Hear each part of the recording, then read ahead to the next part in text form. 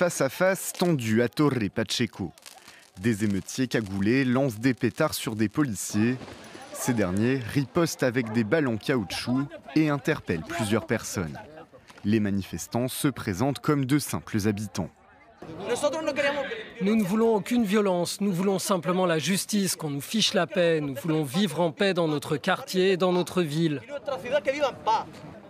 Une version infirmée par les autorités qui assure que des groupes d'extrême droite extérieurs à la ville s'y retrouvent.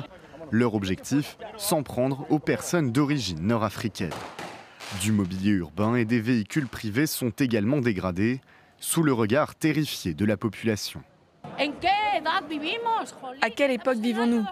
Nous sommes en 2025, nous apprécions les migrants et nous sommes unis dans un amour mutuel. Des violences déclenchées par l'agression en pleine rue d'un habitant de 68 ans mercredi dernier. Interrogé par les médias espagnols, il affirme avoir été attaqué sans motif apparent par 3 jeunes d'origine nord-africaine. Dimanche, une dizaine d'émeutiers ont été interpellés, accusés notamment de s'en être pris à un mineur marocain et d'avoir endommagé le matériel d'un journaliste. Le maire a promis de s'attaquer à la délinquance et a demandé au gouvernement d'augmenter la dotation de la garde civile dans sa ville. 30% des habitants de Torre Pacheco sont des immigrés, principalement d'origine marocaine. Ils travaillent en majorité dans des exploitations agricoles. Bonsoir les amis, ou bonjour. J'espère que vous allez bien. Cela fait un bon moment qu'on ne s'est pas vu. Et puis de temps en temps, j'essaie de venir parler de l'actualité, donner mon avis sur des choses qui me semblent intéressantes, sur des événements qui, pour moi, méritent d'être commentés. Bon, les images que nous venons de voir tout à l'heure ne se déroulent pas en Afghanistan, ni au Pakistan, ni au Yémen, ni en Syrie, ni en Palestine. Ça se déroule en Espagne. En Espagne, les amis, dans la localité de Torre Pacheco, qui est une localité très proche de Murcia, donc la ville de Murcia en Espagne. Alors, ce que nous avons vu tout à l'heure sur ces images, c'est quoi? C'est des Maghrébins armés de battes de baseball, en tout cas lourdement armés, qui faisaient face à des populations, à des Espagnols autochtones, donc qui sont nés en Espagne, on va dire des Espagnols de souche. Alors, ce sont des vagues de violence qui ont un peu secoué cette ville ces derniers jours et qui ont été déclenchées par l'agression d'un monsieur de plus de 70 ans, voire même 80, qui a été agressé par un Maghrébin. Donc un jeune homme originaire du Maroc, d'après les informations. Bon, la question que je me pose, c'est est-ce que l'islam ne va pas déclencher la prochaine guerre civile en Occident? Parce qu'aujourd'hui, il faut qu'on se dise la vérité. Dans tous les pays occidentaux, où une grande partie de la population est d'origine musulmane, et de confession musulmane, on va dire, il y a toujours des problèmes. La France n'en peut plus, l'Italie n'en peut plus, l'Angleterre, c'est terminé, c'est fini en Angleterre. En Allemagne, je ne connais pas la situation de l'Allemagne, mais je sais que les Allemands en ont ras-le-bol. Et en Espagne, aujourd'hui, les Espagnols disent « basta ». Ils ont dit « ça suffit ». Ça s'est produit à Torre Pacheco. Le monsieur a été grièvement blessé par un jeune homme. Les motifs de cette agression restent encore inconnus. Mais ce qui est sûr, c'est que l'extrême droite espagnole et des groupes les Espagnols qui sont contre l'immigration en ont profité pour dire ça suffit. Il y a même une vidéo qui circule sur les réseaux sociaux où un kebab a été attaqué par un groupe de jeunes de cette localité. Ils ont pratiquement détruit une bonne partie quand même de cet endroit. Alors, nous sommes en train de traverser une période assez compliquée en Occident. Nous sommes vraiment en train de traverser des moments très critiques où l'Occident, confronté à une situation financière très compliquée, la crise économique, est aujourd'hui en train de subir une situation, une crise qui risque de déclencher la prochaine guerre civile en Occident, qui est l'islam. Aujourd'hui, la présence de l'islam en Occident, qu'on le veuille ou pas, pose problème. Cette présence, elle pose problème. Et il y a une grande partie de la population occidentale qui dit basta, on en a marre, les étrangers qui sont dans notre pays et qui ne veulent pas s'intégrer, ils n'ont qu'à s'en aller. Et si on étudie un peu l'islam, je ne vais pas m'aventurer à faire une analyse théologique de l'islam, parce que ce n'est pas le sujet, mais quand on analyse un peu les valeurs de l'islam, et on les compare avec les valeurs de l'Occident, on voit qu'il y a une très grande différence.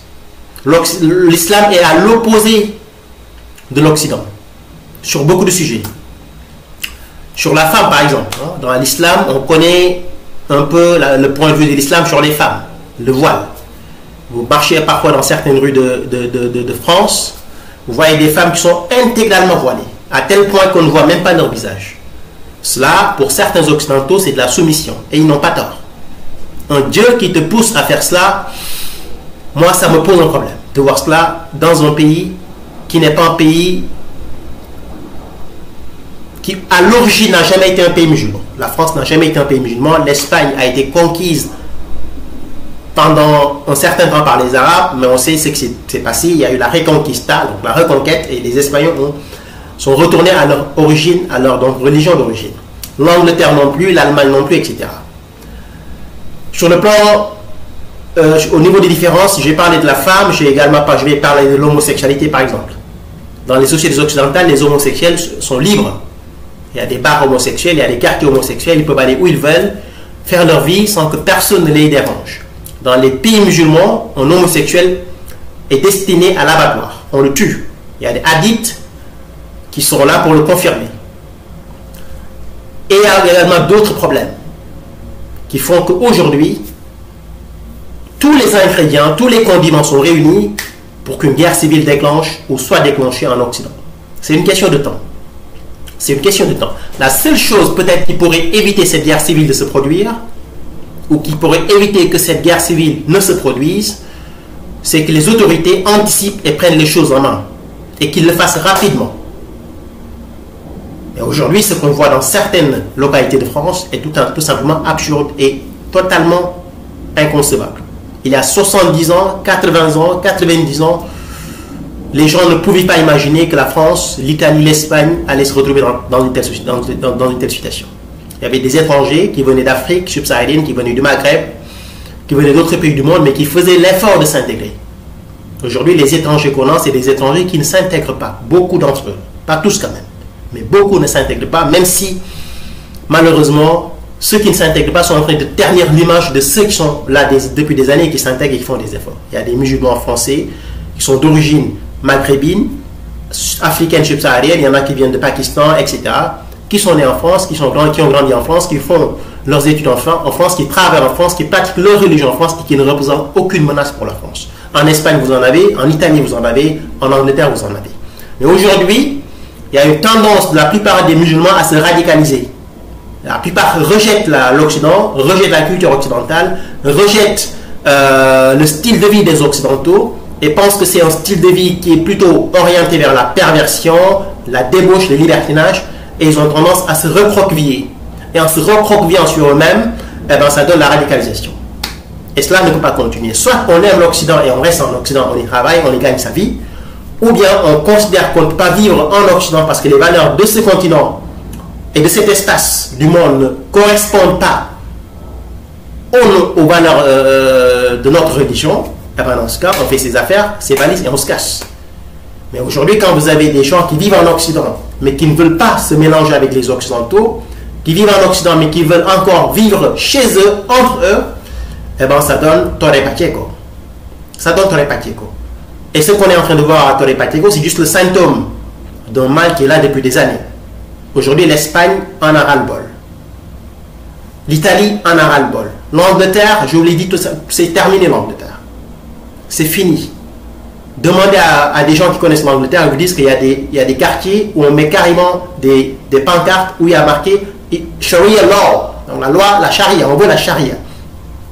Je vous demande comment on peut vivre en Occident, avec toutes les opportunités qu'on a en Occident, avec un style de vie qui est vraiment un style de vie qui n'est pas mal, avec une tolérance et on veut appliquer une loi islamique qui coupe des mains, qui flagelle des gens en pleine rue, qui humilie des femmes.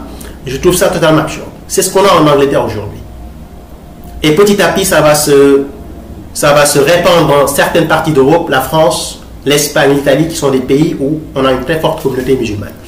Donc pour moi, la guerre civile occidentale est inévitable, à moins que les autorités ne prennent les devants en prenant le taureau par les cornes, à travers des décisions politiques très strictes, mais également très utiles et très efficaces. Sinon, ça va malheureusement dégénérer. Donc la situation en Espagne est telle qu'elle est, et en ce moment, elle est ce qu'elle est, et puis on va continuer à voir ce que ça va donner. Mais ce qui est sûr, c'est qu'aujourd'hui, il y a une grande partie des Espagnols qui n'étaient pas de droite, qui ont commencé à voter droite. Il y a des jeunes, de plus en plus de jeunes, je lis la presse espagnole parce que je suis professeur d'espagnol et d'anglais, je m'intéresse beaucoup à la situation politique en Espagne. Il y a de plus en plus de jeunes qui ont commencé à voter Vox. Et Vox, c'est le parti d'extrême droite espagnol qui a commencé à faire de la politique il y a quelques années, ça fait à peine une dizaine d'années. Personne ne connaissait ces gens-là. Aujourd'hui, c'est devenu une force politique incontestable dans l'arène politique espagnole. Qu'est-ce qui va se passer dans les années qui viennent? En France, on a la même situation. Il y a de plus en plus de jeunes qui commencent à se dire qu'il y a un problème. Et en Italie, pareil. En Angleterre, pareil. En Allemagne, pareil. Je pense que ce qu'on est en train de voir n'est que le début d'un grand conflit qui risque de bouleverser toute l'Europe. Parce qu'aujourd'hui, qu'on ne le veuille pas, la présence de l'islam en Occident est un problème. Merci les amis, on suit de très près ce qui est en train de se passer et on y reviendra dans les prochains jours ou dans les prochaines semaines. Merci à vous, portez-vous bien et à bientôt, au revoir.